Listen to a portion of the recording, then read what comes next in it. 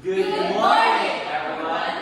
Today we'll discuss about the total surface area and lateral surface area of a cone, cylinder, and sphere. By the way, I am Jimmy C. Dicasa. I am Angela Di Cagapa. I am Zia Sigalay. I am Divine Fidel. I am Hanina Estera. I am Alvin Chanikitab. And I am Nathaniel Pianco. And we are the Group 1, the third reporter of the day.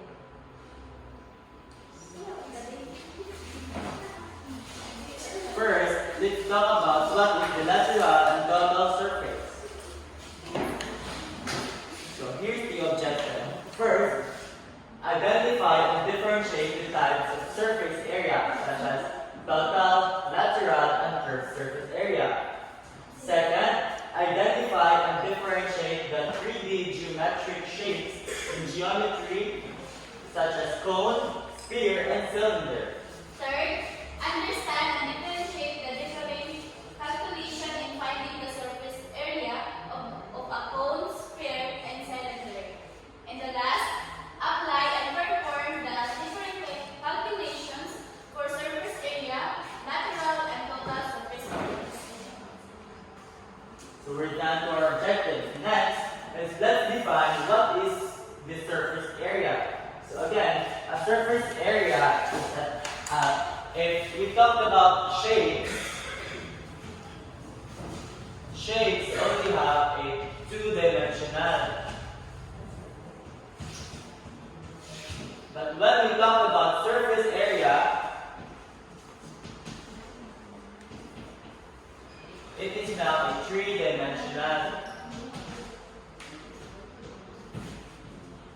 That is the main difference between shapes and surface area and the first surface is the lateral surface area. The lateral surface area includes the area of all the surface, excluding the top and the bottom areas. For example, here, ano tawag natin? The square pyramid. So, where is the lateral area of this surface?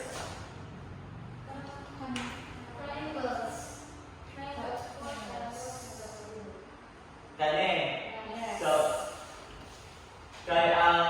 because the lateral area, excluding the top and the bottom areas, kani kung walang siya top sa bottom ra, then the bottom is exclude man daw. So, ang lateral area only is considered for shade. So, the total surface area, it includes the area of all the surface of the object, including the bases. So, when we say total, mo siya ba ng all surface? For example,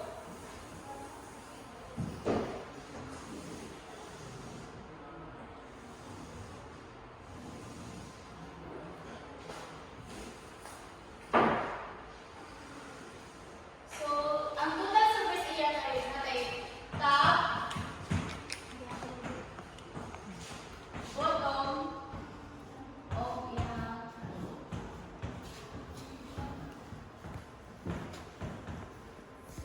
kani si Jamon ang top ay bottom mo siya nabilog siya sa total surface area mo siya gitawag og kani tanan kani nasa kuha na ni nabilog siya sa total surface area.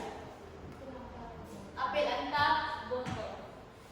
Okay, so we're done with total surface area. Let's proceed to curved surface area. The curved surface area includes the area occupied by the curved surfaces of the object. For example,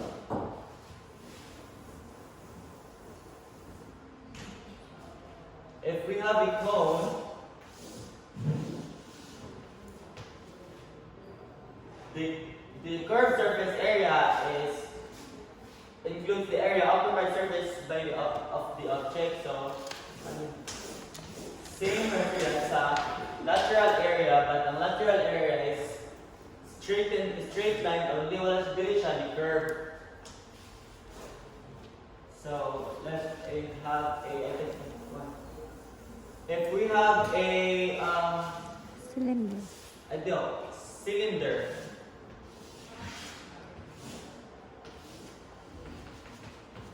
Where is the lateral surface area of cylinder? Okay lang. Excluding the Yes, since the lateral surface area is exclude ang iyang top and the bottom, iyang bases. So, exclude ni, wala na siya, pwede ba exclude ni. So, kanila ang iyang lateral surface area. How about the total surface area? Include ang top and the bottom. So, kanila tanan ang total surface area. So, how about the curve surface area? Yes, it is similar sa lateral surface area. Mao gyapon ni wala gyapon labot ang top and bottom. So what's the difference between the lateral surface area di ay? So when we talk about lateral, it's only gonna straighten lines here such as katong triangular sa tawag ito pyramid katuman siya. So akan ni siya mao niya iyahang this kanang iyahang lateral surface area. Since straight man siya, basically wala siya curved surface area. That's all.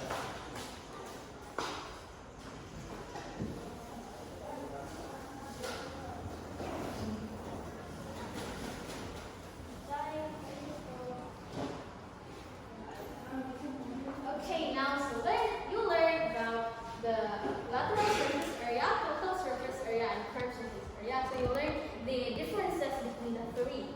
So now let's move on to sphere. But first, let us identify the lateral surface area, total surface area, and curved surface area.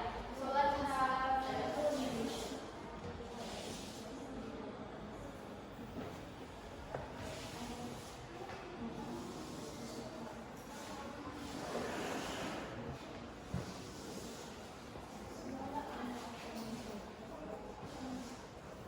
Okay, let's have this.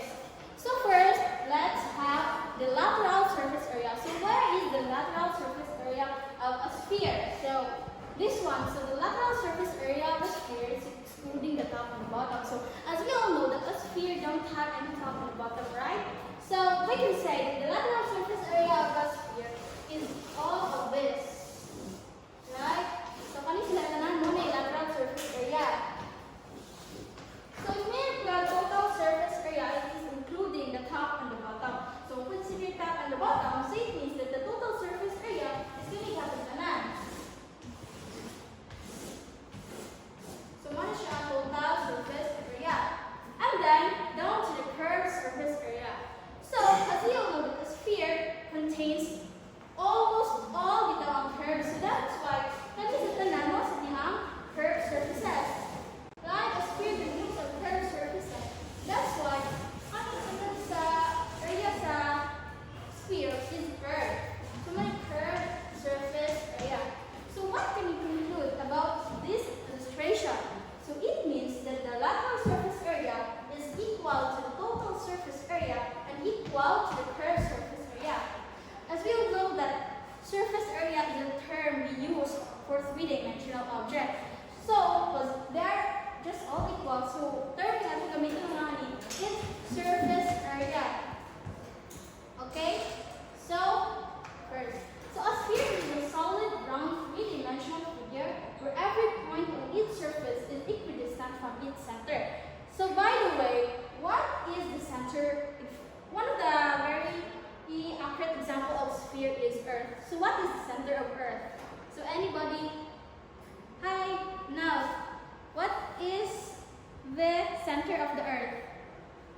Okay, the center of the Earth is core. So not core, okay. So every part from the core to the upper surface sa atmosphere that is equidistant to the core. That surface in the atmosphere is equidistant to the core. So and also, as you all know, a sphere in Earth is divided into 60 longitudinal lines, and they are also equidistant to each other. Then, so all the lines of a sphere are equal. So the best example of sphere is a football, basketball, etc. And when a great circle bisects the sphere into two equal parts, they're called hemisphere. So imagine this is a sphere. The circle naman is diba? It's just a two-dimensional three-dimensional shape. But imagine it's a sphere. There is a circle bisect. Like a circle line, and you bisect the circle line. So, depending on upper part, this is called northern hemisphere. Yung kanin sa ubos, southern hemisphere. So, kung isa ka circle, kung ano dyan ang sphere, half, ano ito nga, so, it is called hemisphere. Kanin hemisphere. Aray po northern, aray southern. So, gets? Yes. Okay, now let's go to the formula. So what is the formula in finding the surface area of a sphere? Okay, as you can see, the formula in finding the surface area of a sphere is 4 pi r squared. So that is, given in that case is the, not the diameter, it's the radius. While if the given is diameter, it is pi d squared. So where pi is 3.14, but let's have an example first. No. Explanation about the formula first.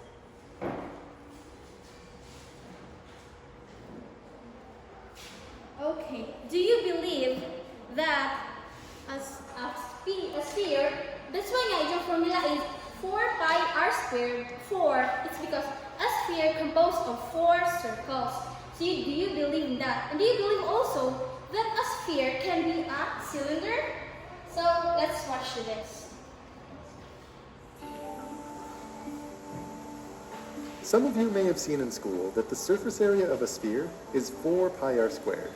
A suspiciously suggestive formula given that it's a clean multiple of the more popular pi r squared, the area of a circle with the same radius. But have you ever wondered why this is true? And I don't just mean proving the 4 pi r squared formula. I mean viscerally, feeling through your bones a connection between this surface area and these 4 circles. How lovely would it be if there was some sudden shift in perspective that shows how you can nicely and perfectly fit these 4 circles onto the sphere's surface? Nothing can be quite that simple, since the curvature of a sphere's surface is different from the curvature of a flat plane, which is why trying to fit, say, a piece of paper around a sphere, it just doesn't work. Nevertheless, I would like to show you 2 separate ways of thinking about the surface area that connect it in a satisfying way to these circles. The first comes from a classic, one of the true gems of geometry that I think all math students should experience, the same way all English students should read at least some Shakespeare. The second line of reasoning is something of my own, which draws a more direct line between the sphere and its shadow. And lastly, I'll share why this fourfold relation is not unique to spheres, but is instead one specific instance of a much more general fact for all convex shapes in 3 dimensions. Starting with the bird's eye view here, the idea for the first approach is to show that the surface area of the sphere is the same as the area of a cylinder with the same radius and the same height as that sphere. Or rather, a cylinder without the top and the bottom, what you might call the label of that cylinder. And once you have that, you can unwrap that label to understand it simply as a rectangle. The width of this rectangle comes from the cylinder's Because a sphere can be a cylinder. Then a cylinder, when you sound pagod, it turns into a rectangle. And the formula for rectangle is length times width. And the length is we have 2 pi r. It's nice to see how 4 circles with radius r can actually fit into this picture. So when we define that, we get the formula 4 pi r squared. Without changing its area. Yeah, it's composed of 4 circles, so 4 circles turned into triangles that fit into the cylinder. So it just proves that Related to the cylinder. a sphere can contain 4 circles and can also be a cylinder. So, The idea is to approximate the area of the sphere. okay, we have the example. So the best example is the Earth. So how can we find the total surface area of the Earth given a radius of 6,371 kilometers? So, kanang value sa radius dyan, search naman na. So, muna dyan ang value. So, we have the solution, we have the radius and the pi. But in this case, so, if mo gamit sa pi na 3.14 ang atong gamiton, ang answer lahi kanala dyan aling 510.1 million kilometers squared. So, kaya ang best nga gamiton if you have calculator, so you can use the whole equivalent of pi. Di dapat oras dyan og kanang difference from kung 3.14 ra ang gamiton kasi sa tanan. So what we also learned from Sir Maeng. So by that one, gigamit ang whole value sa pi. But in another case, you can use 3.14 or you can use 22 over 7. So ani nga case, we use the radius. So how if we will use the diameter? So what is the value or the diameter of the earth? So how to find the diameter given the radius? So how to find the diameter given the radius? So as we all know that our radius is twice the diameter, right? So we can find radius is equal to 6,741 multiplied to 2. Multiply to 2. Okay, diba? Radius, paghaon mo siya para ma-diameter. So it means the diameter of the earth, pila man? It is 12,742 kilometers. So more is like diameter sa earth. But, so cannot the diameter. So what is the formula we must use in order to find the surface area of the earth? So what's the formula? Surface area is equal to pi d squared. So okay, so we'll have the pi na din butang, so we'll use the calculator. And we have the d, 12,742 squared. So it's in a calculate. Solve the line. So I have here 5. So multiply to 12,742. 42 squared. Okay, the answer is 510,64,471, or we have 510.1 million kilometers squared. So they are just equal, right? So that is the total surface area of the earth. How to find the surface area of the earth. So that's all. Thank you. Now we move to code.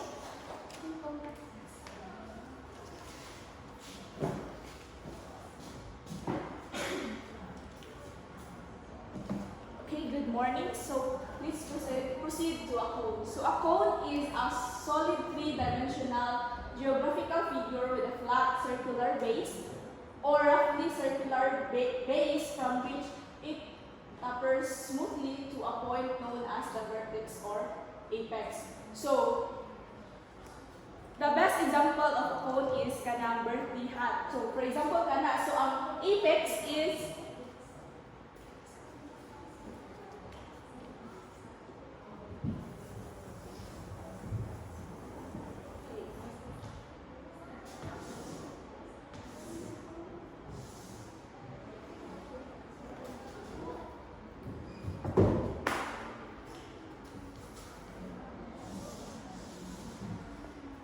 so, ang apex is kanina sa babaw. Then, muni ang muni siya ang slant height. Then, kani, radius. Then, muni ang height niya.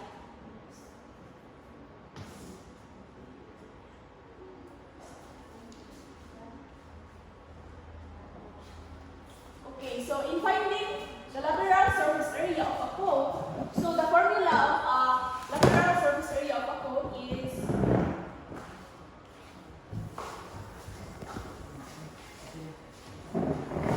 FSA is equal to pi r L. So where the pi is equal to 3.14 and r is the radius and L is the slant height. So kung in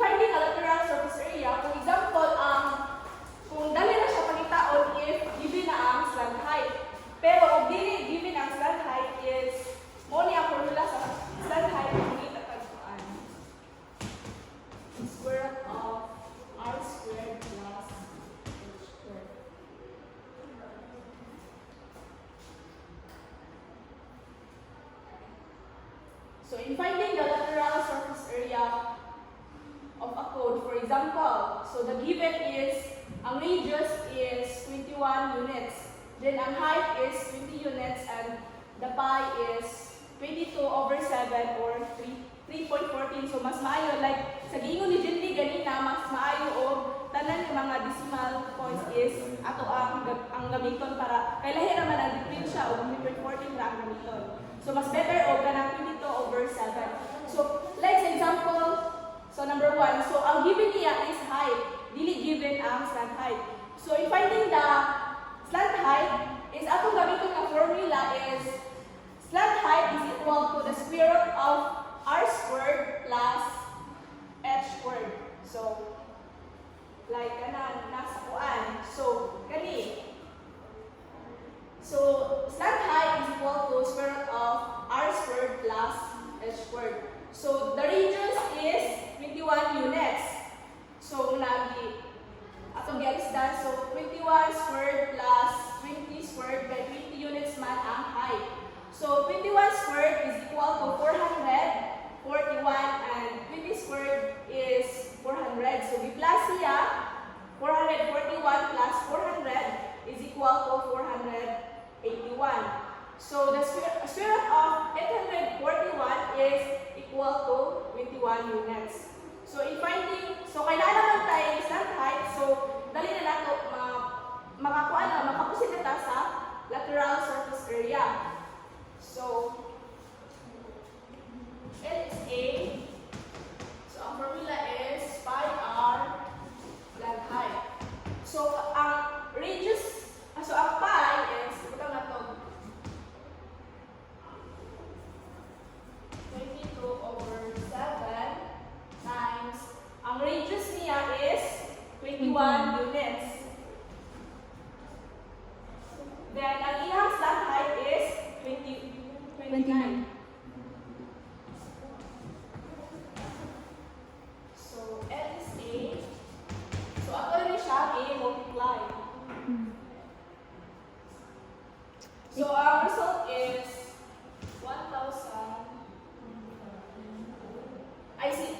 Ang kanas niya, kung kanya itong gamitin is divide niya siya ani.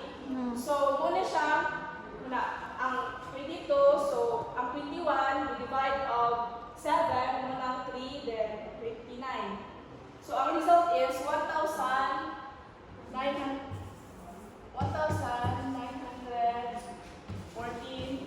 So, atong dimanan nga, in lateral surface area, dapat naka-square units na siya mo ng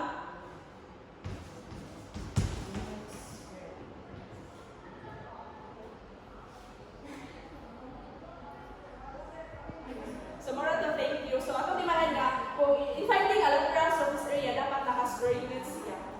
All areas lateral and total must use square units.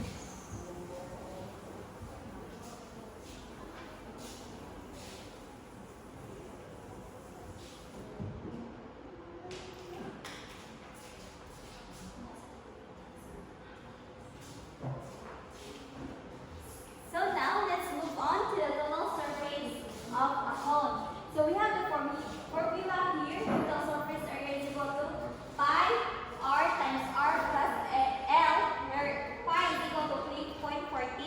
R is the radius, then l is the slant height with the formula square root of r squared plus h squared. So, in this example, we have the given r is equal to 21 units, h is equal to 20 units, and r is equal to 22/7. So, as you can see, the given, mapatay slanted height. So, step 1, we need to find the slant height with a formula. So, L is equal to square root of r squared plus h squared. So, simply substitute the given values.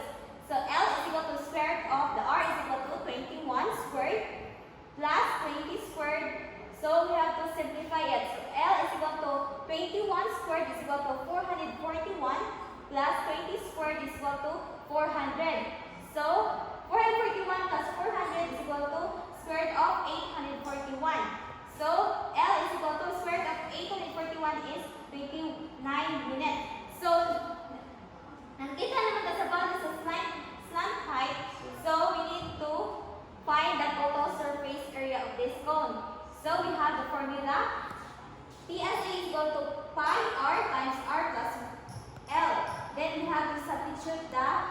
given value. So TS is equal to, so ang gigamit ni dyan is the value sa pi is 22/7. So R is equal to 21. R is equal to 21 plus 29. So we have to simplify. TS is equal to 22. So kung i-divide 21 by 7 ng 3, 21 plus 29 is equal to 50. So simply multiply sila. So TS is equal to 3,300 units. If gamit nato ang 340 sa value sa pi, so mahir adjust yung answer. So if gamit nato ang 340, so ang answer ana is 297 units squared. So lahir adjust. So if I have another example here, if R is equal to 15, then the slab height is equal to 21. So find out ang total surface of a cone. So we have the formula pi R times R plus L. Then we have the substitute. So atong gamiton nga value sa pi is 3.14. Then substitute the value. So R is equal to 15 times the radius is 15 plus the sine height is 21. So we simplify it to 314 times 15 is equal to 47.1 times add 15 plus 21 is equal to 36. So 47.1 times 36 is equal to 1,695.6 units. So di na to kalimtan ang square kaya we are talking about the area.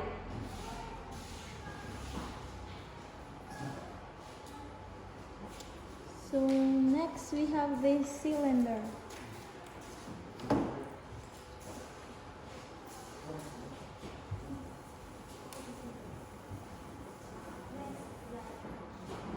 Okay, so we're done with the cone and the sphere. So let's proceed to the third figure of this report, which is the cylinder. So first, I want you to look at this object. I want you to describe the shape of this object, basing on what you can see, basing on the dimensions of this object. So first, we could see that the two circular bases of this object, so which is found at the top and the bottom. The next one, we could see the curved surface of this object, so that serves as the height. So what is a cylinder? So a cylinder is a three-dimensional object that holds two parallel bases joined by a curved surface at a fixed distance. These bases are normally circular in shape, and the center of the two bases are joined by a line segment, called the axis. The perpendicular distance between the bases is the height, and the distance from the axis to the outer surface is the radius of the cylinder. So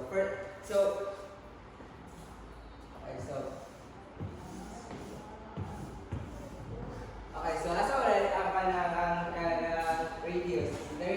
So this is the radius from the center to the perpendicular side of the curved surface. Then the axis, and this is the height.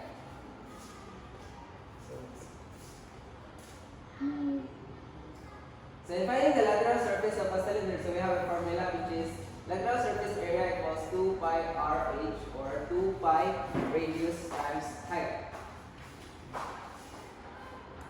So in this example, we have here the truck tank is a stainless steel cylinder. Find the lateral surface area of the tank. So we need to use the formula lateral surface area times 2 pi r height. So the pi is equal to 3.14, and the radius is 4, and the height is 50. So the next step is we will simply need to multiply everything we see on this upper part. So 2 times 3.14 times 4 times 50, which is equal to 1,256.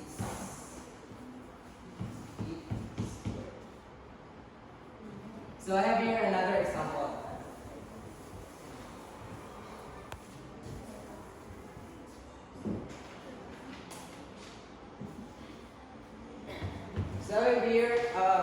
figure with a radius 3 and the height of 10. So first, let us write a formula 2 pi r height. Then substitute. Then the radius, which is 3, and the height of 10. So again, the next step, we just need to multiply everything here. Up and stop. So 2 times 3.14 times 3 times 10 is equal to 188.4 units squared. So what if when the given is the surface area and we need to find the height? So we have here a radius of 14 centimeters and a surface area of 1,406.72 centimeters squared. So we need to find the height. The same procedure, we need to use the formula letter surface area times 2 times pi times r times height. Then we need to substitute. What?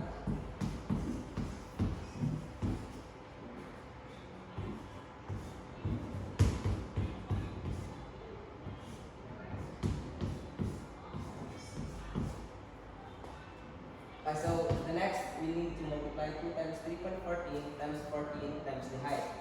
So we have 92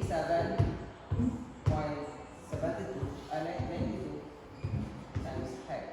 The next, so we need to apply the division property of equality. So we have 1,406.72 equals to 87.92 height over 87.92 times height and over 87.92.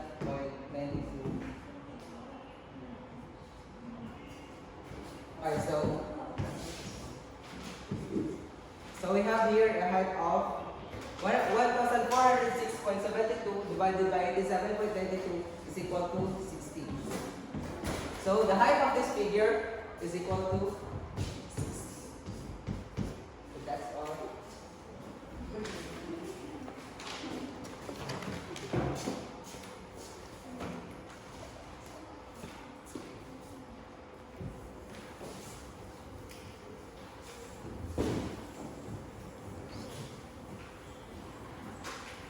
Since we're already done with the lateral surface area, let's move on to the total surface area of a cylinder.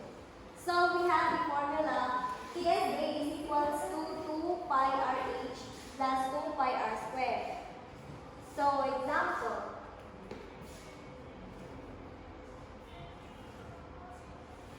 the same example with the lateral surface area at the truck tank. The truck's tank is a stainless steel cylinder. Find the total surface area of the tank. We have the given radius is equals to 4, height is equals to 50, and pi is equals to 3.14. So substitute 2 times 3.14, r is equals to 4, so tamang 4, then the height is 50. Then multiply, unang 1,256. Then since i-plus ang siya o 2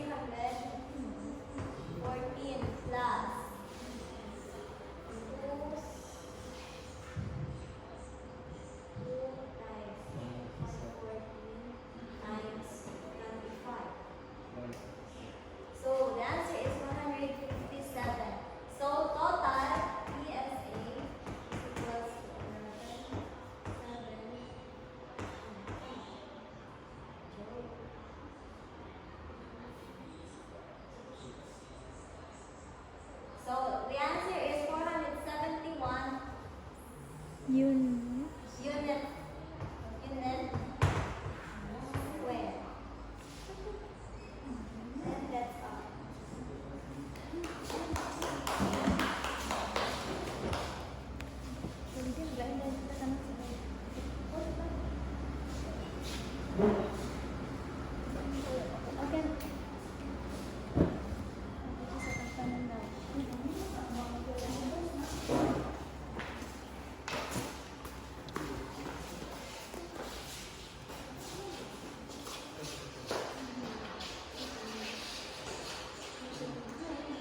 So that's all. So do you have any questions? Any clarifications, queries? So that's all, and I hope you learned something. Thank you.